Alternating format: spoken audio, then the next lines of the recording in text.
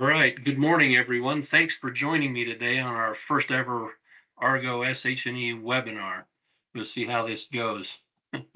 I'm having a lot of fun. You know, they say that you should record yourself and watch yourself as you speak. So I tried that this morning with this webinar, and well, let's just say I hope that it turns out better than that recording together today. Hopefully, I'd really like to invite you, if you're with us, you're welcome to turn on your camera until we crash my server. Invite you to put on your camera. Right now, all of your microphones are muted, but if you would like to participate, which I would really like the help with this, just use the raise your hand function and I'll unmute your mic and let you join into the conversation. So I really, again, appreciate everybody joining up this morning and taking your time to be with us as we start this out. So I'd like to start off by thinking and imagining about a workplace where everybody goes home safe every day, and that, you know, what are the elements that make up such a great safety and health program. And so today we're going to talk about 5 things that I've learned over the course of my career on any organization can improve their safety performance if they'll just get better at these 5 things.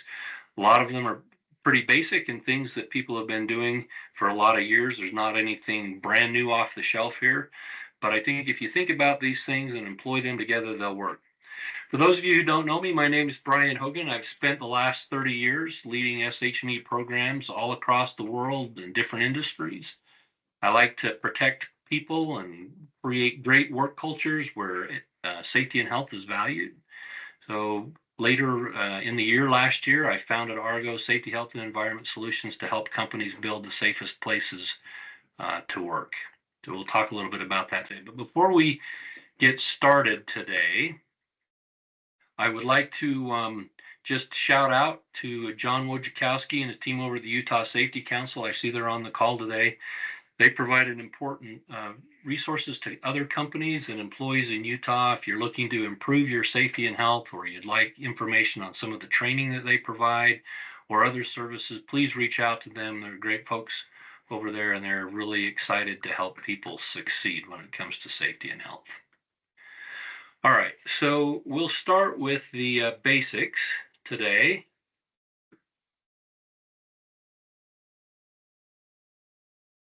We'll start with the basics today. John Wooden, the winningest coach in college basketball, taught his players how to put on their socks and shoes properly. Something went wrong. Sorry. We're no longer sharing. Hang on just a second. Technical difficulties. All right, there we go. We should be able to see everybody back again. I apologize for that. So starting with the basics, John Wooden, the winningest coach in college basketball, really started off, I can't imagine myself if I was some of his players that had played for him, being brought into the locker room first thing and being taught how to put on their shoes and socks. Why did he start with that? Well, the reason that he started with the basics was that if you get those things right, and if you watch any of his videos, you'll see that he explains that putting on the socks with no creases or wrinkles and how to properly lace the shoes makes it possible for players to make quick turns and do things without hurting their feet. Basketball players who have blisters and have sore feet are not as effective. So he understood that getting the basics right was the thing that made him successful and made it possible for them to be a winning team. Same thing happens with safety and health and environmental management. At the end of the day, if we can get the basics right, so if we can do those kind of things, then everything will be great. By the time we get to the end of this webinar today, I'm going to open up the floor for questions and comments. In the meantime, if you have a question or a comment that you'd like to make, just use the raise your hand function on your computer and I'll unmute your mic and make it to where you can say what you've got to say. All right, before we get to the 5 things that really help any company improve their safety and health performance, I'd like to mention one thing. I like this little picture that I found somewhere. Culture eats strategy for breakfast. You can develop a fantastic strategy for improvement of your safety program, but it will fail if you don't do the work to create the strategy or the culture underneath it to support it. When I was young and early in my career, I worked at a company where the leadership and the union were locked almost always in a continual battle with each other. It seemed like there was no common ground. They wanted to fight about everything. Both sides were at each other's throat. So we had a joint safety committee meeting every month that I would attend, and it was like watching two fifth graders standing out on the playground. The union president would say, well, if you guys do this, then we're going to do that. And then the company president would be like, oh, yeah, well, if you do that, then we're going to do this. And it would go back and forth to the point where nothing ever got accomplished. Finally, I was able to corner the union president and the operations manager and just me, and the three of us sat down. We really came to an agreement during this separate meeting that the most important thing that we could do was work together, especially in the category of preventing employee illnesses and injuries. So we decided we'd focus on the basic blocking and tackling of safety and health. And this is where I kind of started to form my opinion about these 5 things. So these were the 5 things that we worked on. Before we get there, though, as we developed our trust with each other and our mission to build this sustainable safety and health culture took on a whole new life.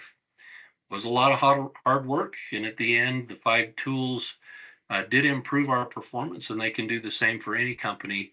They allowed us to create that kind of sustainable safety and health culture, or in other words, things that I like to talk about, the safest place to work culture. So what are those 5 things? Well, here they are. The first one is engagement. We want to make sure that everyone is involved. If you've got everybody's involvement, then things go much, much better. Risk and understanding risk, identifying it, managing it, and we'll talk a little bit about risk as we go on throughout the day. Third pillar would be communication. Communication is so important because it helps us to drive alignment and the culture that we're trying to install. Fourth, doing inspections. You got to make sure that people are working in safe conditions. And this is a great way to get out in the field and talk about kind of expectations. We'll go over that a little bit more here in just a few minutes. And then the final pillar would be observations. And by this, I mean behavioral observations. But the real benefit to doing observations is that you get to connect your leaders, your frontline team leaders, your senior leaders to the front line so they can see what's actually going on. So we're going to dive into these concepts. My plan is that for the next 5 months, starting next month in February through the end of June, that we're going to take each one of these topics and dive in a little bit deeper than what we'll have time for today, to spend some time talking about how does engagement help us, or what can we do with risk, or what's the best way to conduct observations. And we'll take every one of those topics on a month-to-month basis for about 30 minutes, about the same time of the day, and then open up the floor for conversation and discussions about it. So it should be, hopefully it'll be really good. So let's talk about engagement a little bit. So in my mind, engagement is the foundation of every great safety and health program. If people don't believe that we're committed to making the place safe to work, if people don't believe that we care about how they are feeling, they're not going to be involved with us. The reality is that we have to trust the people that work for us to do the job safely. We can't watch everybody every minute of the day. And even if we could, I'm not sure that we would want to. Nobody wants to work in an environment like that. So a few years ago, I worked with some friends in Karaganda, Kazakhstan, at a couple of coal mines. And imagine my surprise when I walked into the Kuzimbayev mine and saw this photo. So I asked my friend Oleg, who was with me, what does this thing say? And the best I can remember, the top says something about this being the Kuzimbayev mine. The pictures on the left in the gray say, the translation there says something about being the best in occupational safety and health, and great for those 12 people that are posted there. But what do you suppose the thing says on the picture on the right hand side in the red area? Has anybody got a guess? Anybody like to take a stab? Let me see if I can find place to unmute folks. Anybody like to take a guess what it says there on the right? Oleg, you can't. I know you can read Russian, so you can't say. What it says on the right is these are the guys that are the violators of safety rules. Now, when I'm thinking about uh, health and safety and employee involvement, really great to recognize and to help people who are on that left side be recognized and noticed for their extra efforts when it comes to safety and health. But everybody knows that it only takes one mistake to end up over there on the red side. So something like this, where we call out the people using the public shaming, doesn't really work as far as driving engagement. In fact, it likely prevents even people who would go with us from getting involved and helping us with our safety and health programs. So next month, in February, we've got the topic set up for employee engagement. We'll talk a lot about ways that you can get people more engaged. We'll use tools and strategies like engagement surveys. We'll put together teams like safety sentinel teams that can help us do observations, can help us with inspections. We'll talk about some training for leaders on how to engage employees and team members, and then other processes that we can use that can help. I see Craig Nelson, you've got your hand up. Let me go ahead and unmute you. Would you like to jump in here? You'll have to unmute yourself. Sorry.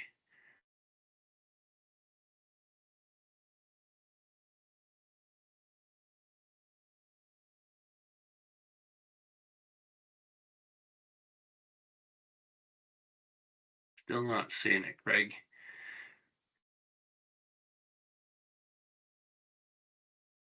Well, we'll move on while you see if you can find where you can unmute your microphone. But I appreciate you wanting to jump in. Well, anyway, back to what I was saying is that we'll talk next month in February on how we can get better engagement from our team members, because that's really the first place that we have to start. All right, the next place or the next pillar is risk. And again, I'm going to try and open this up. So if you'd like to answer this question, go ahead and put your hand up. But does anybody know what this is a photo of? Anybody got any ideas? Anybody ever been there? Anybody seen this before?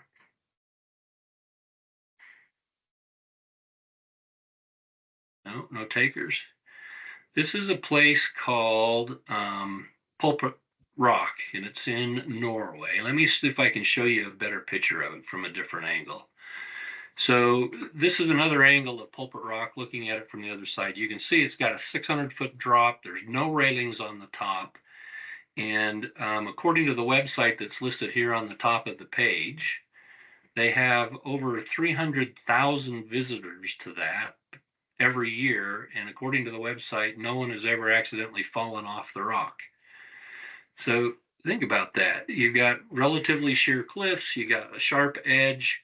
What is it that's causing us to being able to have people come out here and spend their time? If we were in the United States with this, we'd want to put up a concertina wire fence across the top and handrails and glass barriers and everything to keep people from getting over the edge, and yet they would still find a way to stand up, climb over, and fall off. So this concept of risk readiness is being able to identify risk and being able to respond and control our behavior so that we don't get hurt. And I think it's kind of one of those amazing things. A great book that I read not long ago is called The 7 Insights into Safety Leadership. It's a book written by Kristen Bell and Tom Krause. And they talk about how safety leadership starts with attention to serious injuries and fatalities, and how that attention to serious injuries and fatalities starts with us being able to have team members who understand what the risks of their job are and know the best ways to respond with it. So in March, the version of the webinar that we're going to cover then is going to talk about risk and how we're going to deal with risk.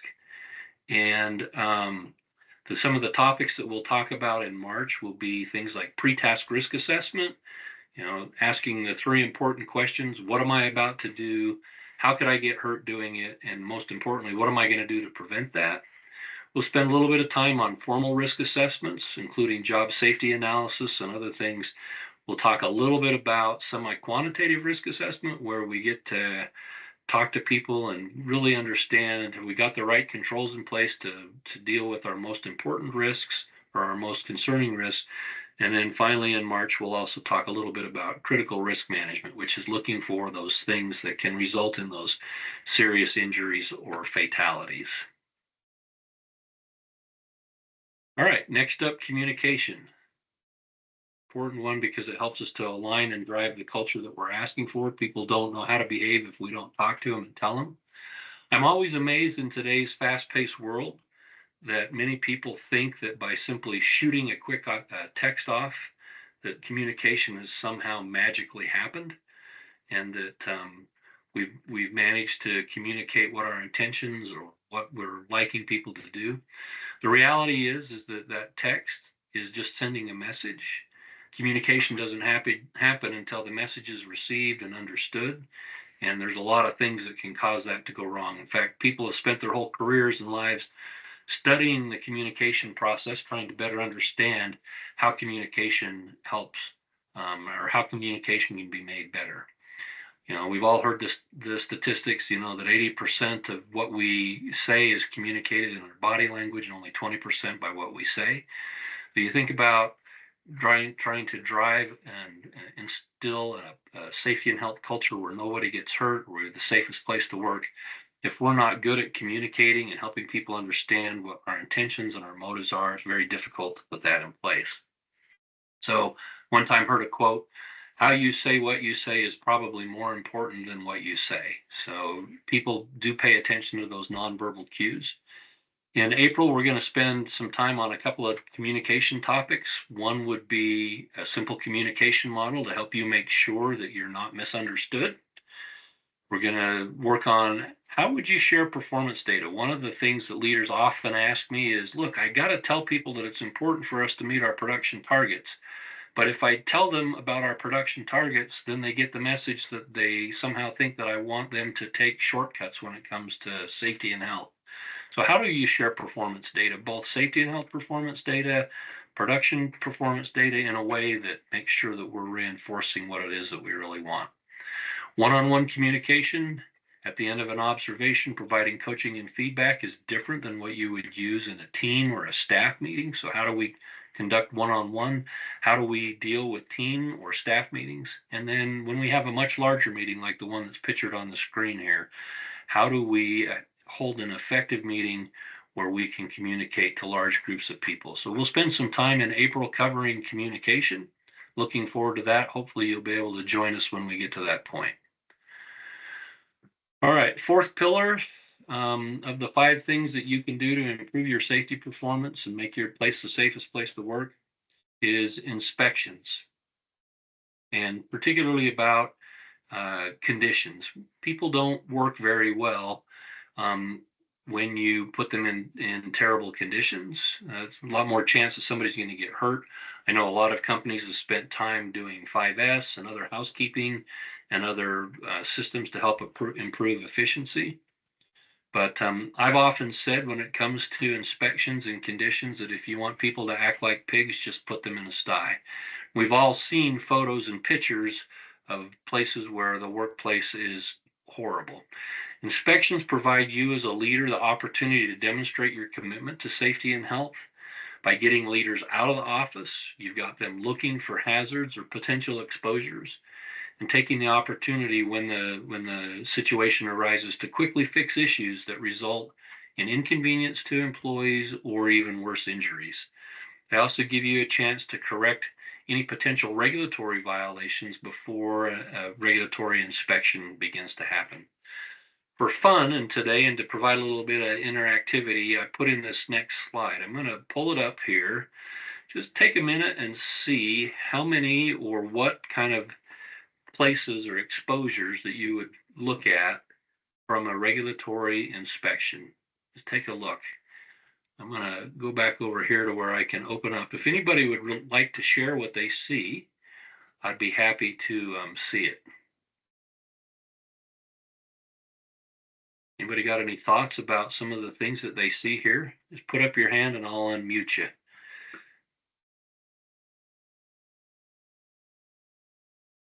Anybody? All right, Craig, I'm going to set your microphone so that you can turn it on. Okay, try again. Can you unmute and then join us? Nope, he's shaking his head no. Yeah, I'm obviously going to have to figure out what I'm doing wrong with my software. It's probably on my end, Craig, so I apologize. But you can always, if you'd like, you can put information in the chat, and we can certainly take a look at it there if you have. Rachel, let me see if I can unmute you and see how that works. Rachel looks like she's got some thoughts. Okay, Rachel, you should be able to unmute your mic now. Okay, I think it's working. Can you hear me fine? We can hear you. It's great. Hey, perfect. So, I mean, from an industrial hygiene perspective, you see a respirator on the table. This team member is performing welding tasks. So obviously welding fumes would be a hazard that sticks out to me immediately from this picture. Okay, those are a couple. Anybody else? Right. Let me move on to the next slide. I put some circles on here. I recognize that when you do an exercise like this, we all have different experiences, and there could be, there's 20 or 25 people on this call. There could be a whole bunch of different opinions about what's going on in this photo. But let me just share with you some of the ones that I've seen. So from left to right, on the far left, there's a cylinder. It looks good like an oxygen cylinder or a welding, some sort of gas cylinder over here. And in the back, you can see that it's got the valve on the top with no covering over the valve. Could be unsecured. On the table where this fellow is obviously performing some sort of hot work, we've got a roll of paper towels, definitely combustible. We've got maybe some flammable. This to me looks like brake cleaner. I can't tell exactly what it is, but we've got some brake cleaner and obviously some other, maybe in this black jug, there could be some other chemicals. Who knows what they are? Continuing from left to right, we've got another oxygen cylinder. Let me back up to that. Sorry, another oxygen cylinder that doesn't have the valve covers on it. So if it got tipped over, it could cause a problem. One of the ones that's really kind of scary to me is the condition of the nylon slings that are being used, number one. And number two, with the condition that they're in, they're doing some sort of hot work that if you have any spatter or any hot pieces of molten metal, then it degrades or deteriorates the quality of those slings. And as you go to lift with them, then they can break. We've got a grinder here that doesn't have a guard on it. From an industrial hygiene standpoint, Rachel, always appreciate her bringing me back to good old IH. We've got a fellow standing here in the smoke or in the fumes. Obviously, this hood is not working if it's trying to draw smoke and fumes away from him. I also wonder if he is welding, why he's not wearing any kind of better face and welding protection for his eyes. We've got the respirator that Rachel mentioned that's not stored appropriately. And of course, there's an extension cord laying here on the table that could also be damaged by hot molten material. And then way in the back here, I'm looking at the housekeeping around this electrical junction box and thinking that they probably don't have enough clearance and storage between those.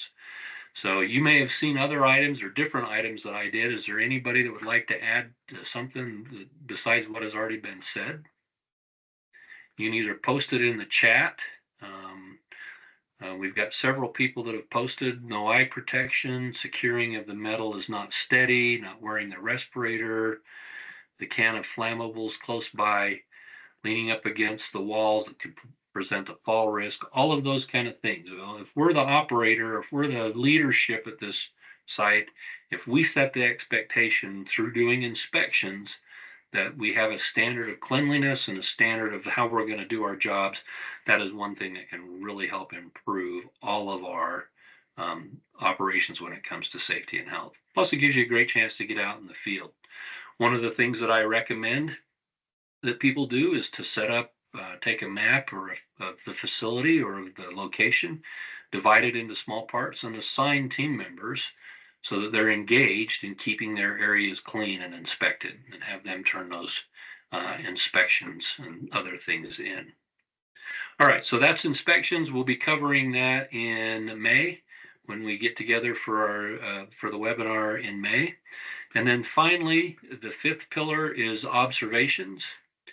I was thinking this morning about when I learned how to drive. It's been a long time ago, but I took driver's ed in high school, and I got to ask, were any of you guys great drivers when you first started learning how to drive? Or how did you go through that process? That's something that most of us have probably been through, so think about that for a second. For me, I took driver's ed. The name of the teacher was Mr. Ringle, and he would sit in the passenger seat. We had this old Ford Crown Victoria car that we learned how to drive in. The thing was a boat, and he'd take 3 students at a time, and we'd go on drives.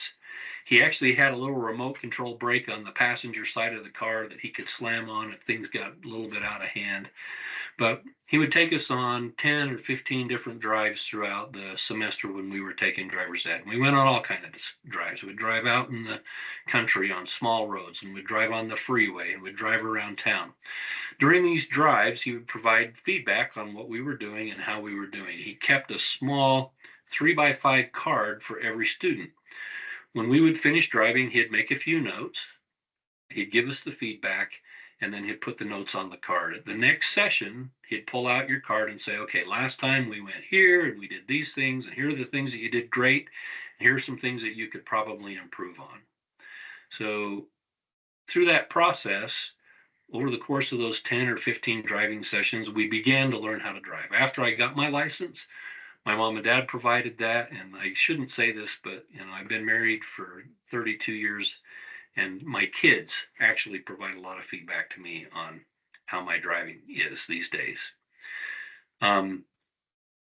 If you look at this next photo, or if you look at the photo that's on there, you see that we've got one person standing at a welding table welding, and you've got several other folks that are observing. Now, I don't know if the instructor is the welder showing the people what they need to do, or if all of these people are observing in order to provide feedback. But if they are watching for the things that they do well and things that they can improve on, that's the way that we learn to go about doing any complex task. And we shouldn't believe that working, doing our jobs, doing other things is any different. Elon Musk said it's important to have that feedback loop where you're constantly thinking about what you've done and how you could do things better. So to have a little bit more fun, and you can put this again in the chat, we'll open them up, or if you'd like, you can raise your hand. I'm going to show you a little video on this next slide. It's about 30 seconds long about a guy doing some work. Take a look at what you see that he's doing great, and maybe some things for opportunities for improvement. So here we go.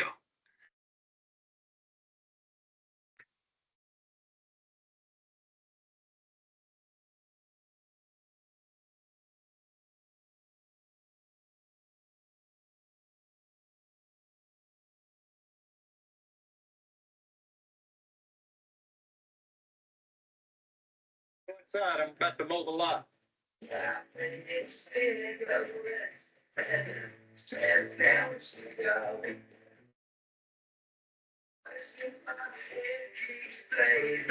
Watch out, watch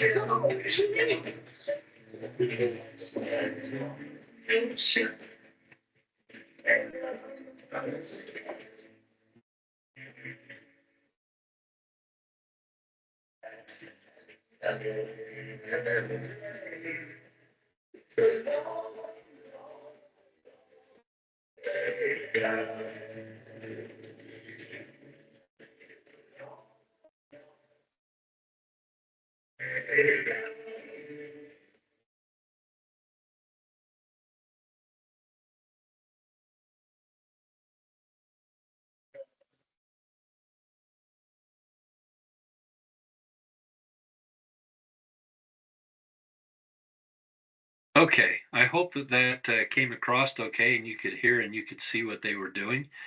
So what were some of the things that you saw? You raise your hand and I'll unmute you, or you can put it in the chat.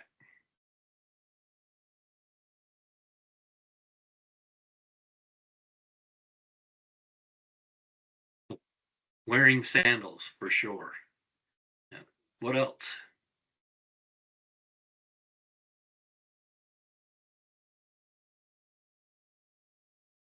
Anybody else? Yeah, he had the blade brake tied on, that safety. What were some of the positive things that he did? Did you notice any of them? Well, here's what I listed for my behaviors as I looked at safe behaviors that he did. And we'll break them into two categories. The first one is safe behaviors. He put on dark safety glasses when he came outside. Obviously, the sun was bright that day, and he's also protecting his eyes. He did a pre-shift inspection on the lawnmower. He checked the oil and he checked the gasoline level. He sent the kids in the house. He hydrated. He drank some fluids. He inspected the work area and removed hazards, the toys that were on the yard, and he inserted hearing protection. And that was probably the nicest way I've ever seen hearing protection put in. He followed the recommendations right to the book. And then finally, he put on a pair of gloves to protect his hands. Those were the things that I would say that he did very safely. If I were having a conversation with him about opportunities for improvement, the less safe behaviors I saw was he tossed the water bottle. I'm not sure where it went. I'm not sure why you would toss it and not just clear it out, but he threw that. He defeated the emergency stop on the lawnmower and made it to where that if something went wrong, the lawnmower would keep going. And then, of course, he was wearing his sandals or his open-toed shoes. So the final webinar in our series in June will cover the best ways to perform safe work observations, including providing feedback. So today we've been able to cover the 5 kind of pillars of things that are important to any good safety program and ones that will actually deliver you the safest place to work. We've talked about engagement. We've talked about risk readiness. We've talked about clear communication. We've talked about inspections and how they help and how you can do safe work observations. So I always ask this question, so what? So what about it? What is it that um, what is the result? Is it worth the effort? And I would say that it is. The result is the reason that we do these kind of things and we put this into place is that it's more than just compliance or great metrics for the company. It's creating the safest workplaces where everybody, all team members thrive, the operation can excel, and our reputations get better. It's important when you want to hire new team members. It's important when you're looking for new customers to have a great reputation. The safest place to work is not necessarily just a dream. It's achievable with the right foundation. And my belief is that these are the 5 things that get us there. So today I'd like to challenge everybody. Let's commit to building the safest of workplaces, not just because it's good for your business, but because it's the right thing to do for the people who make our businesses great. The presentation part of this is now kind of over. You'll be able to come back and watch this at some point in the future. In the next couple of days, I'll put up on the ARGO SHE.com website, a place where you can watch this. And you can also go to that same web page and sign up for the subsequent 5 webinars that will take place once a month between now and June. To make this a little easier for you, I put some QR codes up here on the screen if you'd like, where you can follow these links to the web page and get the information there. Of course, if you'd like to work with ARGO to help improve your safety culture and your your performance in your company, we're always out willing to help with companies that are excited to do and are passionate about the same thing that we are. So now I'm going to open up the floor for questions or comments if you'd like to. I'm going to see if I can unmute everybody's mics all at the same time. And if you are going to make a comment, please be brief with your comments and so that everybody can have an opportunity to comment. So I don't see a way for me to unmute everybody all at the same time, but if you would like, just put up your hand and I'll open your mic. Any takers, comments, questions?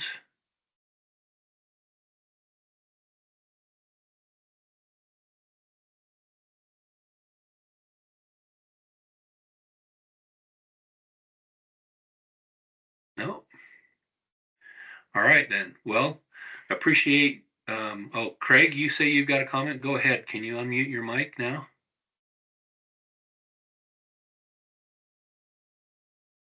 If not, then I will come back over here. Craig said he did a basic inspection of the mower, used earplugs, drank some water, sun protection, could have had a better hat. Even if hot, he should protect his arms and legs from the sun. The sandals are no help for protecting the feet. He did walk the lawnmower a little, but more thorough would have been better. And then Craig, have you got other comments that you would like to add? Just put them here in the text and I'll do my best to read them. I'm sorry, I don't know why we're not able to get your microphone to work.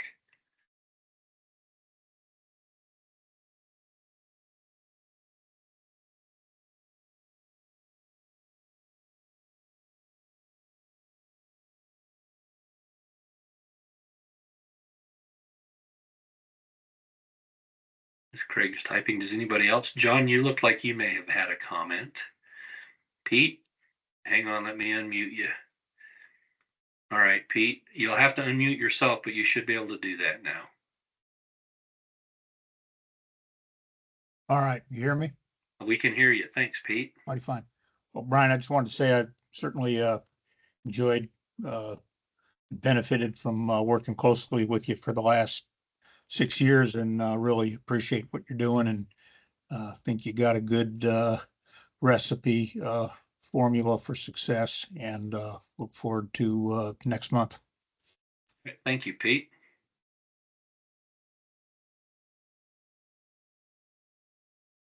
Greg is saying his settings say that he can't unmute.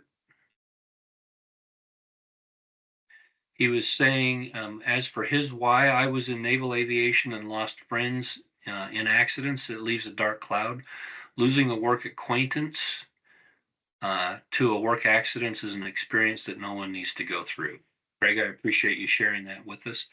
And as we continue to have these seminars going forward, I'd like to hear more about that experience and how it's impacted you and how you've made changes to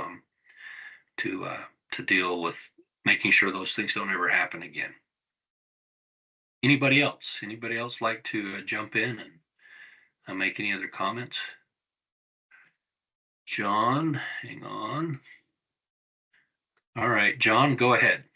You can unmute your mic now. And well, we have the whole safety council team here, and we really enjoyed the little picture with all the hazards in it. In fact, we came up with a bunch of them.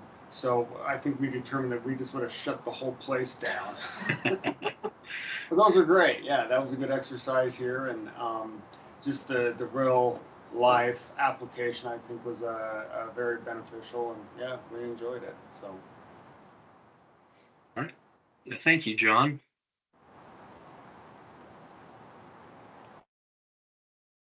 Any others? If not, we'll go ahead and wrap up. I expect that in a couple of days you'll be able to go to our website, ARGO, ARGO, SHE, Safety, Health, and Environment.com. And this afternoon, I'll be putting a link on the top of the web page that will take you to the webinar series. If you're impatient and don't want to wait for the link, you can see it on the slide that's being displayed. Just go to the web page with the /2025-webinars. That page is up and running. You can sign up for additional webinars there. You can reach out. Certainly, there's ways to get in touch and contact me to share your stories or to talk with us about how we might be able to work together. And with that, I think we'll go ahead and end this first webinar. Really appreciate everybody taking their time and their today to spend time with us. Have a great day and a great week.